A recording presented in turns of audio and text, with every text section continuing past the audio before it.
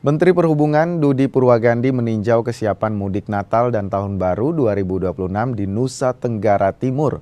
Menhub memastikan semua moda transportasi siap hadapi mudik Natal dan Tahun Baru 2026 mendatang.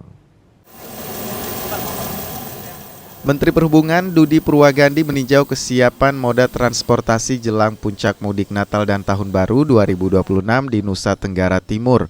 Menhub sempat meninjau Pelabuhan Tenau Kupang untuk memantau kesiapan angkutan laut jelang puncak arus mudik. Menhub pun memastikan seluruh moda transportasi siap hadapi mudik Nataru tahun ini. Selain meninjau kesiapan mudik, Menhub juga lakukan pengecekan emisi dan sistem pengereman kendaraan bersama Balai Kelas 2 Perhubungan Darat Nusa Tenggara Timur di Terminal Internasional TPA Bimoku, Kupang. Pengecekan dilakukan agar semua kendaraan layak digunakan selama masa liburan Nataru.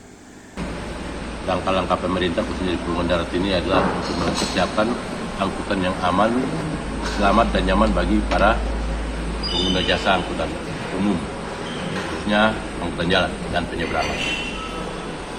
Kita dari Balai Transportasi Jalan Darat ini sudah melakukan praktek terhadap bis-bis yang akan melayani masyarakat. Hampir 82% itu dinyatakan layak jalan dan sisanya itu tidak layak jalan tetapi ada catatan perbaikan. Itu harus dipenuhi oleh para operator untuk memperbaiki bisnya sebelum melayani masyarakat.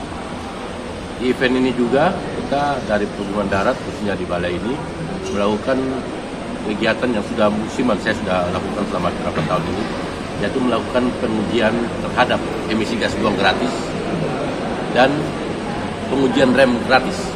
Sampai kapan? Sampai ini H-5, H-7 sampai dengan H+7. H+7. Kita buka terus pagi sampai nah, kalau tidak ada yang ini ya tidak tutup. Diharapkan dengan pengecekan sistem pengereman kendaraan ini, kecelakaan lalu lintas selama mudik Nataru bisa ditekan. Citos Natun, Kompas TV, Kupang, Nusa Tenggara Timur.